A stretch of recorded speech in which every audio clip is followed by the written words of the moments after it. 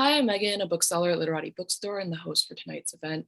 This evening, we're pleased to welcome Jayne Allen to our At Home with Literati series in support of Black Girls Must Die Exhausted.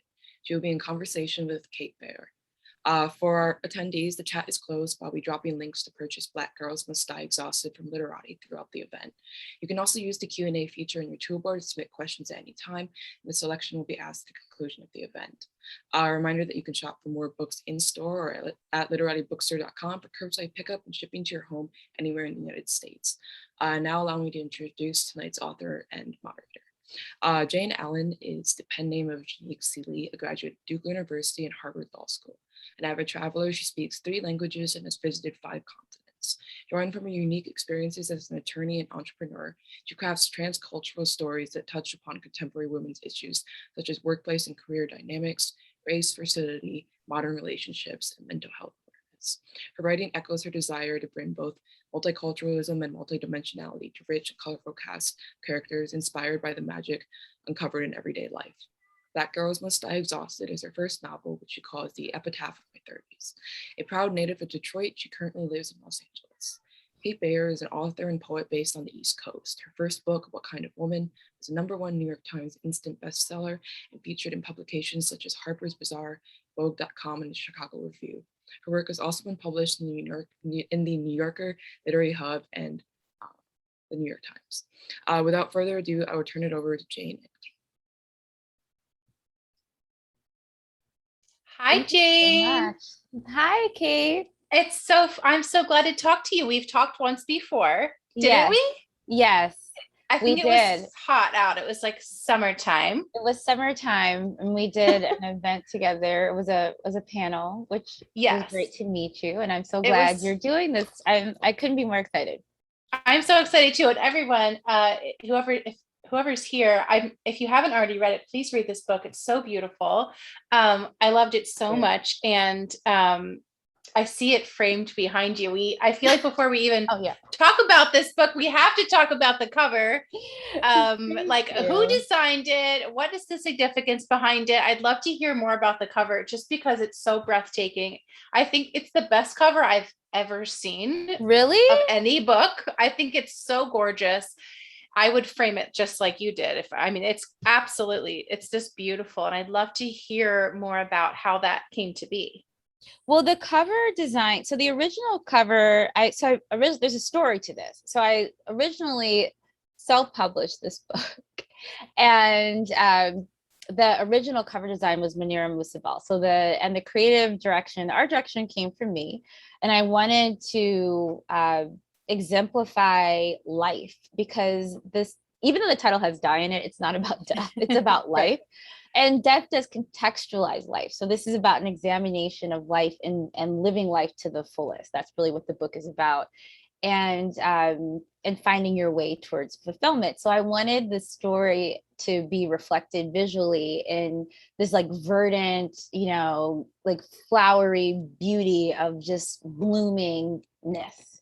And so that was where we got to with this. And I also wanted to have a representation of a brown woman, a Black woman, with textured hair and brown skin on the cover, because we don't see a lot of that. So I wanted to do something that was just going to be different and memorable and meaningful, and also beautiful, that you just feel good holding, and the inside and the outside was going to be something that was going to make you feel good. So. Yeah, having gone through the cover process twice, it can be so hard. I'm like, how many times did you see it? Like, was it like, did she knock it out of the park on the first try, or did you have to go through a few? Like, it's beautiful.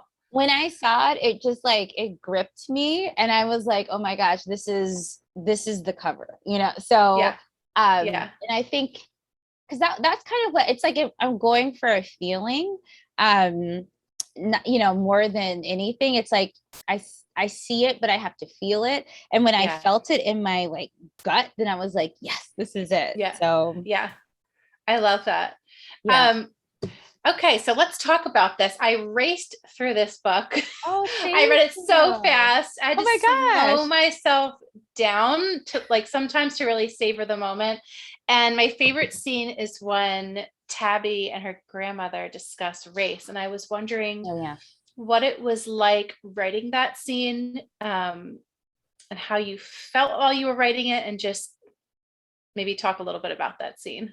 Well, that was my favorite scene to write. So Tabby Walker is our protagonist. She's a 33-year-old woman. She's a Black woman, and her grandmother, who happens to be white, is her closest family member, really. So she, grew up with her parents until she was around like 9, and they split. And there's all the backstory in the book. I don't want to ruin it for folks because it kind of unfolds as her story unfolds. But that scene for me was really, really challenging because I had to do a lead up to that, where to bring the reader into their relationship, where that space that they had this discussion that we don't really see, in regular life. Strangely enough, people don't talk to each other, and so this conversation that is just so uncommon in everyday life, it was a challenge to do the lead up in establishing the intimacy of relationships so that by the time we got to it, it would just feel so natural, and it would feel natural for everyone, including the reader, where it just kind of just flowed and you could just be present in what was being discussed. So that was it was not nerve-wracking, but I just was really mindful of that. And then getting into the scene, I think I put a lot of pressure on myself because I hadn't ever seen this conversation before in my life. And I guess probably I imagine most readers haven't either, which is strange. But it was, so I didn't want it to have to be reflective for all people.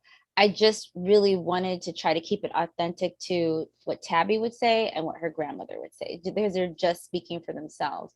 So that was something that was a big challenge as a writer. It was like, I felt like it was a big scene, a big thing to do, but they're asking each other, what does it feel like to be living as the race that society has assigned you? And it's such a big question, and especially when you haven't considered it before. And so it was really a pleasure to write and think about. It was just such a deep experience for me as a writer, and it was definitely the scene I was most looking forward to writing. Has that been the general response to this book, like talking about that scene, or what has been the response to this book? Like, what are people reaching out and saying to you? People, I think people are saying different things. People definitely love the relationship between Tabby and her grandmother, and I think it reminds them of their relationships. I love that there's a wide swath of audience for this book. So people, it's a cross-generational kind of book, and so the audience for the book, sometimes mothers reading it with their daughters, or grandmothers reading it with their granddaughters, or passing it along to each other and then talking about it. So that scene has definitely been one that people have definitely talked about, and has been something that's come up often in conversation with readers. And then the issue of infertility has come up a lot, because that's what Tabby's dealing with. That's her big kind of crisis that upsets the apple cart of her life and starts the story in motion. And there's not a lot of that in fiction or in nonfiction, so it has definitely been something that people want to talk about, and it becomes an issue that people want to kind of unpack, and starts other conversations that are outside of the book but are much needed. So my dog is I oh my gosh, what kind of dog? I want to can we see him or her? Let me see if I can show you Mocha. So Mocha is a Shih Tzu and Maltipoo. Oh my goodness. I didn't know he was going to be so cute. Oh my gosh. He's so mischievous. And so I hear him in the background, and I have a bag of treats here at my desk, because literally every time I go to do something, he comes and is just finds stuff to like rumble around, and then you hear crashes in the background, and I'm like, people probably think there's all kinds of chaos going on. Oh my gosh, I'm so glad you shared it with us. He's perfect. Oh, thank you. Yeah, he's a sweetheart, but he's really mischievous. So I have a bag of bully bites that I keep right here, so that when he gets going, I just could, Yeah. bribe him to like, please just keep quiet for like an hour. Yeah. I love So, that. Anyway, so with the ending, did you, without giving it away, of course, what did you always know how this book would end? Did you, like, when you started out writing it, did you know, where this was going? I did and I didn't. I think it was a hard thing to write, and um I knew I kind of had to go there to tell the story, and to really make the meaning that I wanted to create, for this journey, and for Tabitha, and what this all, the lesson that ultimately she needed to learn. So I kind of knew, but I was, still tiptoeing to it. And then, Yeah. once we got closer to the end in writing, I knew, okay, yes, we have to go there and do this. And because ultimately the story is about, the protagonist, and the protagonist's lesson, and their evolution. So you got to do what you got to do as a writer, Yeah, and yeah. I say that sometimes. I'm like, oh, I'm so sorry, Tabby, because I really like you, but I've got to throw all this at you, because it's just, that's the nature of story. So. Right. This is a trilogy, which I feel like maybe some people don't know, or I mean, before you start reading it, that there's two more. I'd love to know, like, what we can expect from the next two books, and if you're working on the next one, and like your timeline. I'd love to hear about that. Yes. Well, so they just did, it's like kind of this rolling cover reveal today of the second book. So it's Black Girls Must Be Magic. So I have the arc of it. Oh my goodness. Oh, it's gorgeous. Another gorgeous cover. The second book. Yes. Same, it's the same cover design. Well, yeah. Okay. So Jamie Lynn Kerner is the artist for both of these. So it's gorgeous. And I love that title. What a wonderful title. So you're done. I mean, you're mostly done. Well, the second book is done. The third book is still in progress. So that will be done by the end of the year. And you are busy. On 2022. Very. Yeah. So I love, going on this journey. And I think, readers are kind of like, okay, where's the second book? We want to continue the story. So it's nice that their pacing is good, so that you don't have to wait a whole year for the follow-up. So I think that's kind of ideal, and just keeping the reader in mind, and what that experience would be like. So do you have a title for the third book? No, it's still TBD, but it will be. So Black Girls Must Be Magic is February 2022. And then the third book, TBD, which we do have to come up with. I mean, the pressure's on for some kind of epic third title. I have what is the title going to be? I mean, when it lands, I'm going to be so happy. I remember with the second book, and the title for the second book, I was just like, I went to the beach and just like laid out flat in the sand.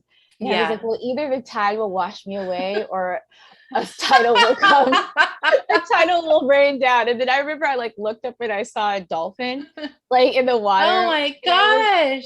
I was like, oh, it's going to be a good title. I'm like, I'm taking this as a sign. Yeah. And so then the title, the idea came shortly after. I emailed my editor, and we worked it out to Black Girls Must Be Magic.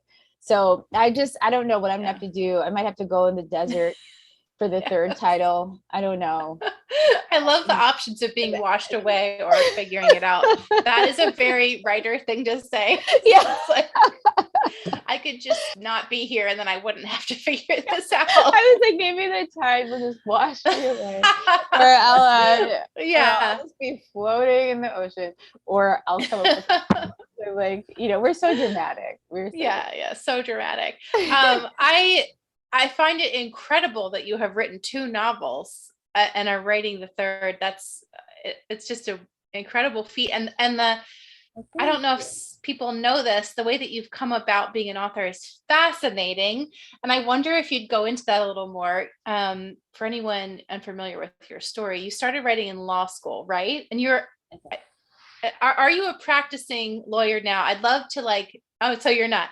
I'd love to like kind of hear the arc of that story. Sure. I've already heard it, but I think it bears repeating because I think there's this narrative about writers that you like are born a writer, and then when you're like 4 years old, you like tell your mom, I'm gonna be a writer, and then you like have this like write your first novel, you know, in your like early 20s. I don't know. There's just That is the like common narrative, right? I mean, well, yeah. you've had an uncommon path too, right? And so like I think for me, when I look back, it was the thing I ran from and also the thing that I did, you know, so when in every spare moment without realizing it. So in any moment, I was always writing something. I have books from when I was like 8 years old. It was this class project where we were supposed to write a book, and our teachers actually made it into a book for us. We wrote like little short stories, and then we had to draw the illustration, and then it turned into a book you could flip. That was one of the most meaningful projects for me. I think we were supposed to do one, and I wanted doing six. It was, you know, I was like, can I do another one? She's like, sure. So, and I remember that I almost like failed an English class, and my mom had to go talk to the teacher, and I was like, she doesn't like me. And my mom was like, well, let's just go find out. So we have she had a meeting with the teacher, the English teacher is Ms. Waitaki.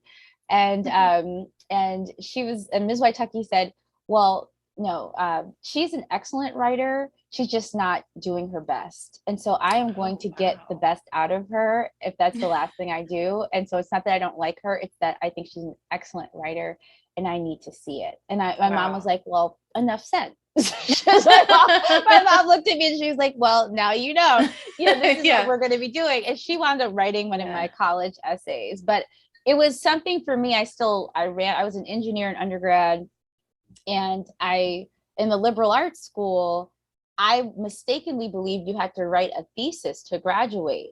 And so to not write a thesis, I knew that I was going to go to law school when I was a sophomore. At first, I thought I was going to go to med school and I was going to stay in engineering. I changed my mind second year, and I was so afraid of having to do that thesis. I just stayed in engineering school to not have to write a long paper. And so it was just this thing that I ran from. But in every spare moment, if I was in class, I was bored, I was writing song lyrics, I was writing something, I was writing ideas for stories, and so at a certain point I started paying attention to it. And still, because I didn't have a literature background, I didn't study literature, I studied engineering. I'm like a numbers and equations nerd, so I didn't think that it was for me, but it didn't go away. And so finally I got the idea for this story, and it was an idea that was strong enough to make me learn how to write story, craft story. And it just so happened that my engineering background was conducive to crafting story. I'm a plotter. I do outlines and I write from an outline, which, that works for me. And the engineering part helped me with story structure. Yeah. So has their little bit of a gift that helps.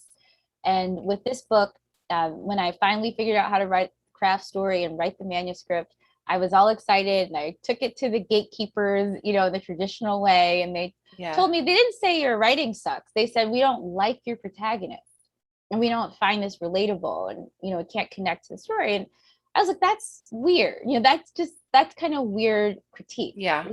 I'm like, I could see if my writing was terrible, but I was like, I have this uncommon protagonist. I know, she's a Black woman, but I do feel like she's a human being, and it's a human story. And I think that this is sort of projecting on behalf of the audience, of readers. And I just believe that readers are ready for a story like this and can connect to a protagonist like this, regardless if they look like her or not, or regardless of if they've had an experience as she's had or not. And so to give readers the last word, I decided to self-publish initially.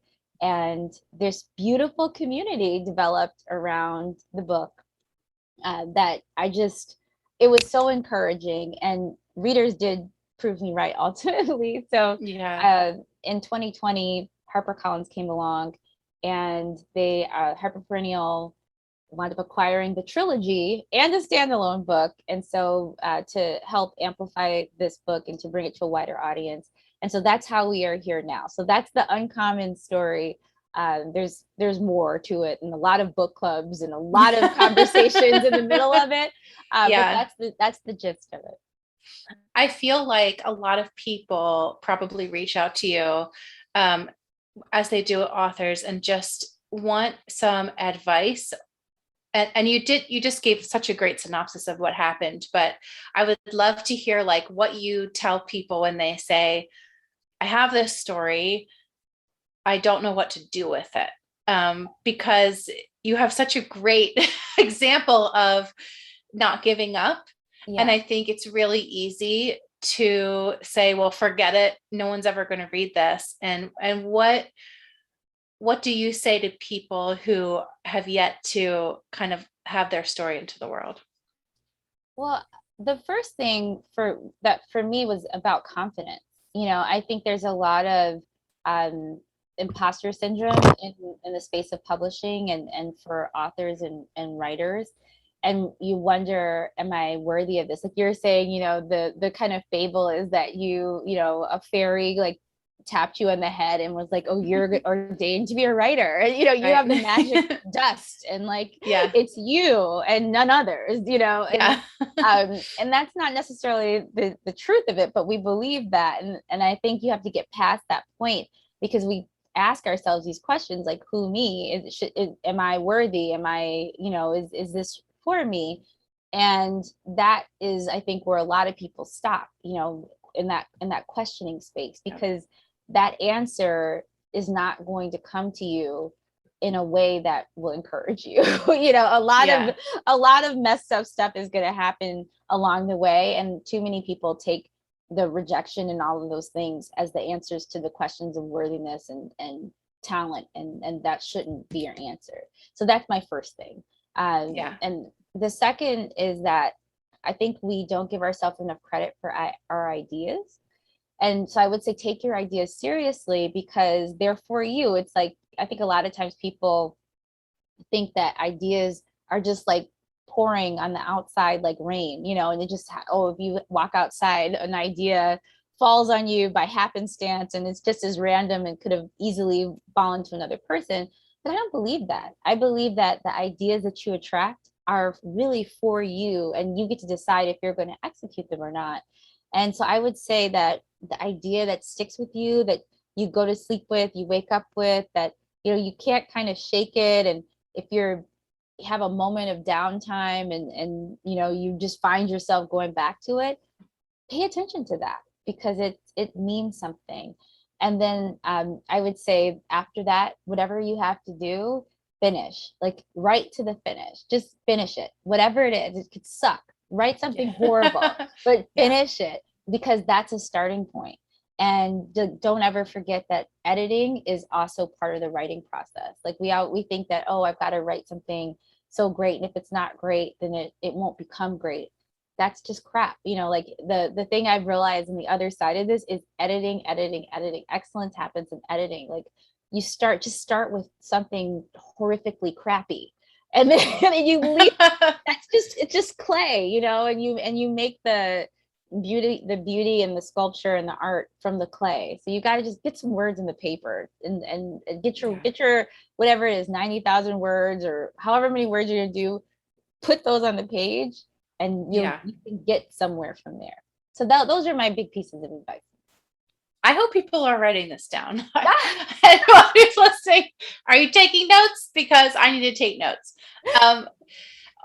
And in that vein, I don't know, sometimes the internet has a tendency to dismiss, not just the internet, but just like the literary community and the internet, and dismiss writing on like motherhood or women, Black women as like niche and cliche. And I'm wondering, obviously you've already encountered that. But what you've already talked about this some, like your response to that, I guess, is just to keep going, because I feel like a lot of people, especially women and Black women, are coming up against that. It's like, well, your story is not universal as which is ridiculous. Mhm. And I'm just wondering if you can speak to that some, because that's such a frustrating narrative to come up Yeah. against. Well, I think that society has done us all a disservice in a lot of ways, where we have these narrow and very personalized definitions of what it means to be human. Yeah. And if people that we encounter fall outside of those narrow and personalized definitions of humanity, what it means to be human, then we discount their humanity and we discount the value of their journey and their story. And that is a tragedy and a tragic loss for everyone. So what I've asserted, and what I assert with this book, and what I've been kind of that my refrain, like the thing that I continually put forward, is that this is a human story. And that's why I speak about Tabitha, and I say, you know, I actually say she's a human being who Yeah. is living the experience of womanhood, and Yeah. who is living the experience of womanhood as a Black woman, or I'll say who's living the experience, the societally created experience of Blackness. That's a lot of words. You know, most people will use the shorthand. I try not to use the shorthand because I'm constantly trying to center the human commonality. And then in terms of the story, you know, this is a story of fulfillment. This is a story of authenticity. This is a story of living authentically. And in this case, Tabby, who is, you know, living the experience of womanhood and as a Black woman, who better to learn about living authentically, or finding a way to bring authenticity into your experience, but from her. You know, she's got all these layers on top that society is telling her, you're inadequate in this way, you're inadequate in this way, you're inadequate in this way. And so she's got to find within herself the courage and the gumption to show up authentically and assert from the inside that that's enough, and then, you know, find her path to fulfillment from there. So I think she's a great person to learn from, and that's the human lesson. So I think, you know, and part of it is just finding the underlying common vocabulary, the human vocabulary, and that's been the challenge for me, and with the story, and talking about it to do that. So hopefully I'm saying a lot, but no, but it's wonderful. And it's a complex topic, and I'm trying to unpack it, but it is complex. We are asked to read Catcher in the Rye and see him as human and pull apart his human aspects. And that's an example of this like universal story that we read. And he is a white man, which I'm not and you're not, but we're reading that story and asked to take something from that. And that happens all the time, which is why that conversation is so frustrating. The pool of universal experiences that we look at in literature is mostly just looks the same. And so I think that explanation, even if it wasn't even lengthy, it is really an important one to not just skim over, but to really look at. I know you've been asked this probably a million times, but do you find yourself in Tabby? Are you showing up in this story at all? Or were you able to separate yourself from the story? Well, that was a big challenge. So I think that I show up a little bit in all of the characters. There's like little bits of me. I think you can't help but like leave yourself in like every little bit of the character somewhere. But you know, when I started writing this book, I did not know that I'm like a newbie novelist. I had no idea that writing in first person would be so hard. So I'm like, oh, this is why there's all this third person narration. Because I was like, oh, it'd be so nice. It'll be like so intimate, kind of like she's talking to you. So I had all these grand designs that I'm like, oh, wait, everything that happens, she either has to see it, hear about it, experience, like, oh no, like, what was I thinking? You know, like, oh my God, you know, but, and then also having to do a separation of voice between me and her voice because Yeah. she's the narrator, but she's also the protagonist. I'm like, oh my gosh, why did I do this? So it was really challenging, and I had to continually check myself. And when I did the character development process for Tabby and all the other characters, I actually did a segment of voice, like how does she talk? What does she say? So each of the characters, I kind of have this, like, their affectations and what would they normally say and how would they view certain things so that I could keep the reader anchored in whose perspective we're in, or make sure that they kind of stay and feel uniform. That was fun to, but it was very challenging, and I had no idea what I had signed myself up for. But it was too late. By the time I realized it, I was halfway through, and I was like, I gotta just, I can't start over. I can't introduce it, just go back and do third person narration. So I gotta ride it out. So yeah. Oh my gosh. I've heard of people going back and changing their tense because it's so hard. Yeah. Oh my gosh. I love that little detail, especially for writers, anyone who's tried to write a novel. I love that. I'd love to know, like, so you're writing this third book, but then what do you see? Do you ever think about like something else you'd like to play with, whether it's different genre or just a different kind of fiction? Or do you feel like, I mean, you've had such success with this book, what do you see yourself doing next? Like more novels? What are your thoughts on that? I've been thinking about that a lot. I think I want to do a memoir, but I'm like trying to think how do I want to do it? Because I don't think I want to just like write, out like some part of my story. Although it's like some of the things that I've lived are definitely stranger than fiction. So I'm like kind of excited to do that, but I want to do it in a different way. Yeah. But I do like fiction because for me, what I'm doing with fiction is similar to reality TV a little bit. Where, I like that fiction can push past the boundaries that we ordinarily live. Like the conversation with Tabby and her grandmother when they're asking each other, what does it feel like to be the race that you've been assigned by society? Like, this is not a conversation that would normally happen. It should happen. So if I can do enough character development where it's this authentic space, we can learn something from these invented people that might help us in real life. So I really like the idea of exploring real life topics and scenarios and like pushing the boundaries of every day with fiction. So I'm kind of thinking like, how can I do that with other stories and do something that might be of service? What other topics do I want to explore? I had an idea the other day about something. I've already forgotten it. I need to just write everything down. I need to walk around with one of those recorders and just look completely insane. But I've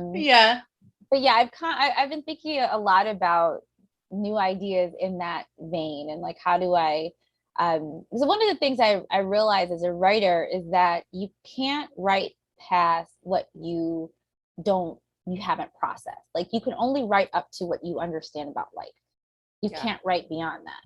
So I'm having to process, what do I understand about life, and what do I have to give back in this art form? And so that's the question I'm sitting with and thinking through. Well, that's a hard question to ask too. What have I learned about life? And also, like, for me with nonfiction and memoir, I always get stuck on like, do I need to live any more years here before I start? Because there must be so much that I don't know. Because every year, I don't know if you feel this way. Every year that goes by after you turn 35 feels like 5 years for the things that you're experiencing and learning. And so that's really interesting. Do you know how your third book will end? Do you know how this trilogy will end? Oh, you do. Yeah, I do. So I've written the last words of the third book, but now it's like kind of filling in the middle part of it. But I do know how it's going to end. So Yeah. I did that. I don't know. I think right when I finished the second book, I had the end to the third book. So I already had Okay. that and Yeah. kind of an idea of where I wanted the story to go. So I'm super excited about that Yeah. with this. Did that make it easier to write the third book, knowing where the train was going? It kind of did. I'm still in the process of writing it and scoping it out. I write in an outline and then scenes, and so I've Okay. got a lot of the, it's a little bit like quilting right now. So Yeah. I have this ending, so I'm clear about that. But it's it's hard to like pull the train into the station and kind of end Yeah. this journey with these characters. I don't want to. I don't want to Yeah. leave them. So I think Yeah. for me, I'm kind of dragging my feet. Like, well, if I wrapped every loose end up, and Yeah. isn't there more that we could, So Yeah. I it's this is kind of my like slow, sad swan song with this trilogy. I don't want it to end, but you got to wrap. Yeah. Yeah. Do you what who would you pick for like a film adaptation or a mini series? Have you thought about that as far as like, where you would picturing it on screen? Because I think it would be such an incredible trilogy to have to watch. Have you thought about who you would cast?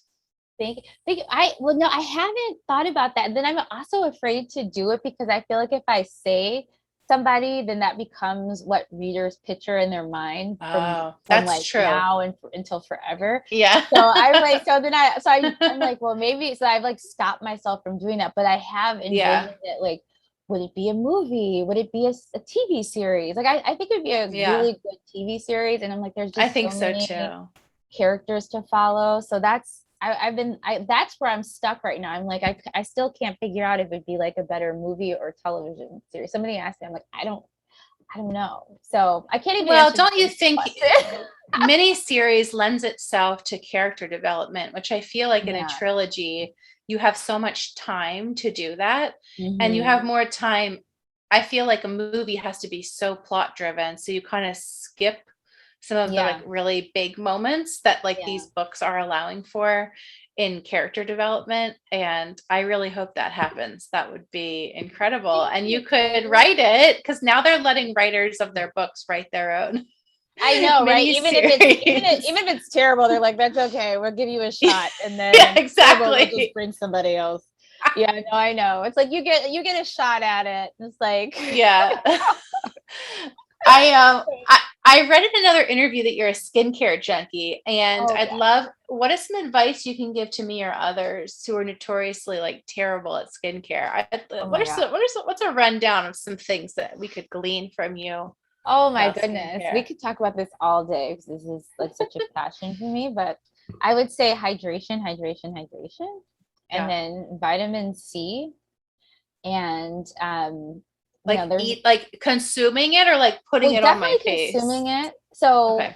I know that sounds like I drink an emergency every day, and I started doing this with the pandemic, but I do think that vitamin C is really, really important. And topically, it's very important for skincare, like more than we realize. And I could go on and on about vitamin Please do. C, but Okay. I mean, but the things that you need to know is vitamin C in its like natural form degrades very quickly. So it's Okay. very challenging to actually put it in skincare in its most potent form. Because if it's exposed to air, it will start to get brown, brown, brown, and it will like go bad. Oh, Yeah. okay. So there are So some. Oh, go ahead. so like it's better to like ingest it. Is that what you're saying? Well, Can you both. get it in? Okay. I would do both. I do both. Both. I Okay. use a vitamin C. I ingest as much vitamin C as I can. I'm like all Okay. about the vitamin C, Okay. and then I have it in my skincare. Like everything has vitamin C in it. So Okay. my eye stuff. I'm 43, so like Oh my gosh. I'm not playing Okay. games. Like I That have was to not what. really be serious. Yeah. Yeah. Well, you are a walking ad for them. I would like to know as well, what are you reading? What did you read? Did you read any books while you wrote I this didn't book? read while I was writing, but I read in the lead up to, like, I would just Okay. read like things that I found interesting. Like I love Kevin Kwan, the way he Okay. will give you like culture and setting and transportive, like transportative, will I don't. transport Yeah, you yeah, I know what you mean. Yeah. to take you somewhere. So I read like Kevin Kwan just to get that vibe of, that element that I wanted to Yeah. bring to this story. So my story is, the book is very different, but I wanted that feel. So I would like kind of look for books that had certain feels for that. And another thing that I've never said this before, but this is very interesting. I will read erotica, like just different things, like classic Oh, erotica, yeah. but I think it's when it's done well that to really learn how to bring emotionality and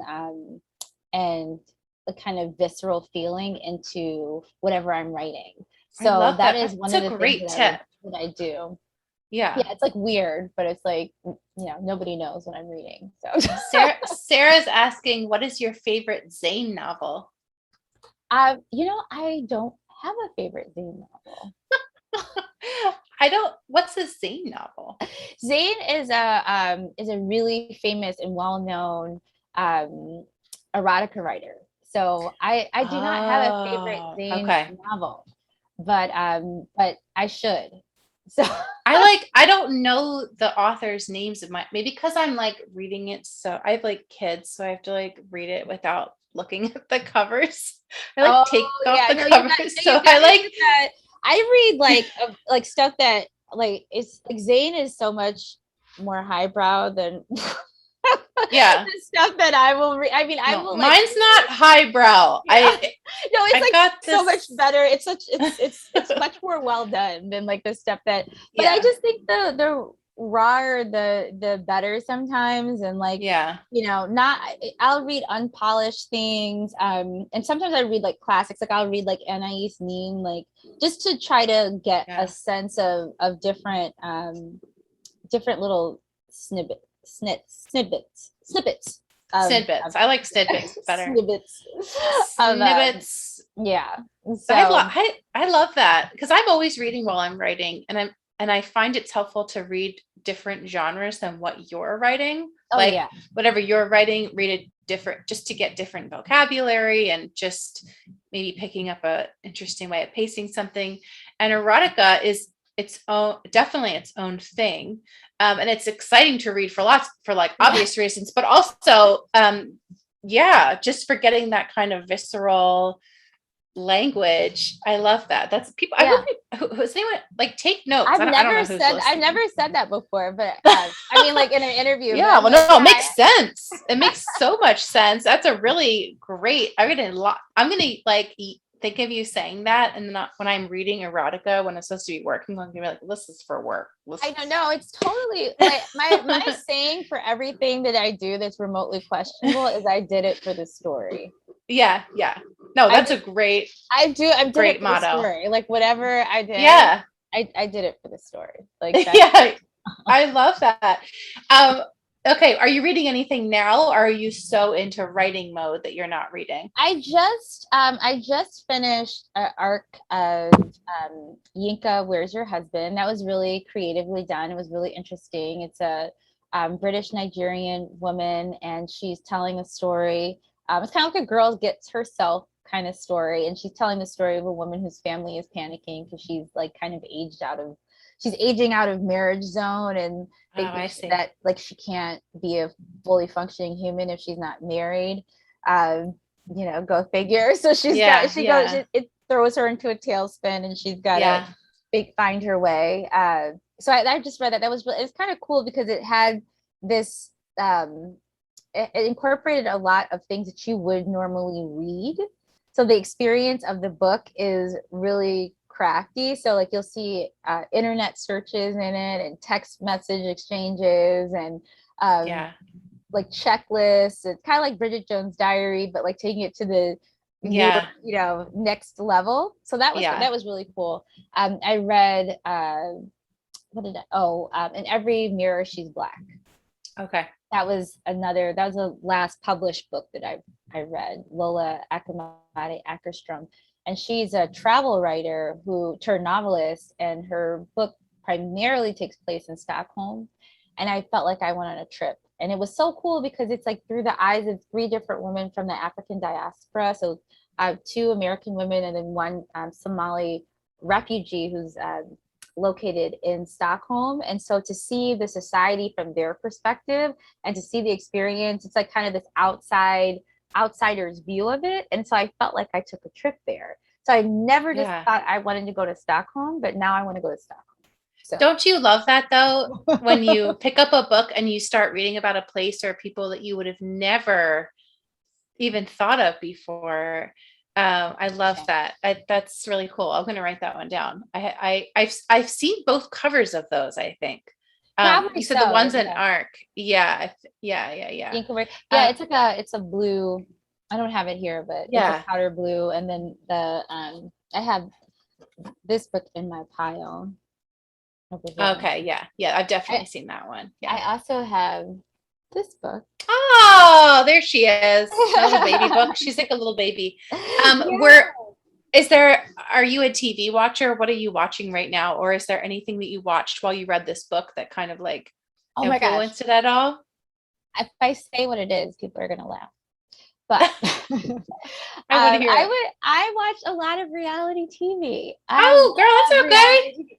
But that's kind of the vibe of my writing. Like I want my books to kind of read like reality TV. And I find that reality TV is so captivating because like you can't write reality TV. All you can do is cast it and put people into play with each other and see what happens. And I think we all love it because we don't know what's going to happen. And we learn from these extremes of human interaction. So I was like, if I can write that and I'm kind of casting my character. So I think like that. So I definitely watched a lot of reality TV in writing this book. And it's like, you can't script that. So I was like, this is going to be kind of my different little take in fiction.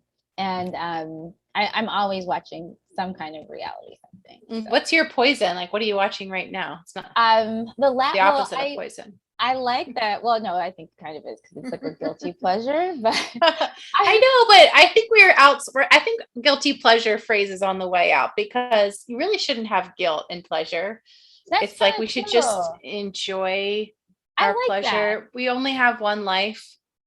So just enjoy it. My pleasure. So I definitely I've kind of fallen off from the Real Housewives franchise. I've missed lots of episodes. I'm behind, but I did watch My Unorthodox Life on Netflix. Oh my gosh, it's that so one. Oh my god, it was so colorful, and I'm like the closet. I'm really jealous of the closet. Yeah, same. And I watched Styling Hollywood. That was the last reality TV show that I watched. So and it's for work. Yeah. No, you're doing it for work. For the story. Everything is work. Everything that I do is for the story. And what it is, if you see me out like streaking, it's because it's for the story. Exactly. Tell me about what it was like to be on Good Morning America. Oh my God. It was so incredible. It's such a dream to do that. And so little known thing, I've done television before. So I was I was a commentator for Court TV. There's a period of time when I was like super enamored. I was like, I want to be on television so badly. I wanted to do like hosting work or I wanted to be a correspondent. And I was at one point, a commentator for Court TV. Yeah, I loved it. And then I kind of just like deviated and like left it alone. So being on the Good Morning America GMA3 set and in Times Square, it was a dream come true. I was like, oh my gosh, I love this. I couldn't have loved it more. And I think that the TJ Holmes, who's the host, the anchor, he was basically like, you're just so giddy and like you're you're giggling. And I was just like, I was so over the moon ecstatic. So it was obvious. I was so happy, and it was just so much fun. And it went by so quickly, but they were so friendly and nice and made me feel so comfortable. And I just had the best time. I mean, of course, I would love to go back, but Yeah. it was so nice. So I love that. And I'm so glad you could go and it wasn't like the pandemic ruined that too. right. No, oh no, you had to take a COVID test though. And I was like, Yeah. oh no, like What if please you like have it? don't let COVID ruin my whole life and my I like know. my dreams. Like don't take my I dreams. know. Please don't take my I dreams. know. Like you took 2020, but just I let know. me have this. What has like COVID affected the last book, but hopefully not the next book? You've done a virtual tour. Did you write? Wait, you didn't write this in COVID though, right? No, I didn't write No. it. No. What was happening during COVID with writing? I did some writing, but joining with Harper? No, so Harper came at the end of 2020. So I spent most of 2020 because we were all stuck in the house, just meeting, just having. I went to book clubs. Like so I was in over 60 book clubs talking about my book. So I basically was like, any book club, if you're reading my book, you want to talk about the book, you want me to come. That's incredible. Like, can I come? Like that was what I did. I just spent the whole year talking to readers the whole time. So I didn't do a whole bunch of writing, but I will say that I learned so much about writing from talking to readers. Like that was the master class I never knew I needed of writing, just talking to readers. That whole, it was across 5 continents. It was amazing, but I learned more about writing, hearing from readers, how they're experiencing my book, what they paid attention to, how they felt. I could ask any and all questions. So that was a masterclass for me. That was amazing. What a gift that you gave them. I mean, they gave me. What's so rare to have the author. I mean, that's incredible. You're so lucky that they had you there to talk about it. Like, what are those writing? Just you're talking about the what they're paying attention to, like with dialogue and with like moments in the story. Yes. And character, they pay attention to character. They have questions about the characters. You know, they're paying attention to everything. And I remember one book club, I showed up. I didn't really know, context, how the people knew each other, and it was a group of psychologists. I was like, and they had a book club, and it was like a recreational thing. I was like, oh no. I was like, oh, this is bad. Like, what am I gonna do? I'm like, this is like my debut novel. I don't know. I can't dissect these people. They totally dissected the characters. Thankfully, they withstood the analysis. Like, evidently, some of my characters, need to be in therapy. Some of them wind up in therapy. But I was like, okay, now I know what's going on with this person that I had no idea. But it was wild to hear a psychologist talk about my characters that were completely made up as if they were real people. That was just, that was wild. And I was biting my fingernails like, oh gosh, how is this going to go? They're going to find some holes in these people. I'm like, I don't know. Was there something I didn't think about? So if I had known, I probably would have completely chickened out, but they caught me by surprise. So I love that. That's incredible. Oh, here's our friend Megan here. Jayne, this was such a pleasure. I love chatting with you. I've learned so much. I feel like I should have been writing this stuff down. Megan, did you want to jump in here? Yeah, I was going to say thank you to both of you for being with us at Home with Literati, and a reminder to our viewers to purchase the book. The link is in the chat. Thank you so much. Thank you so much for hosting this. I'm so happy as Detroiter to be doing this. It means a lot. Literati Bookstore is like a very, very big deal for me. So I'm so glad that you guys have hosted this, and thank you for the support, and thank you, Kate, for doing this. Such a wonderful leading such a wonderful conversation, and thank you to the audience for participating. Yeah, support independent bookstores, and absolutely buy this book if you haven't yet. Oh, thank you. Thank you, Jayne. Happy Monday. Happy Monday.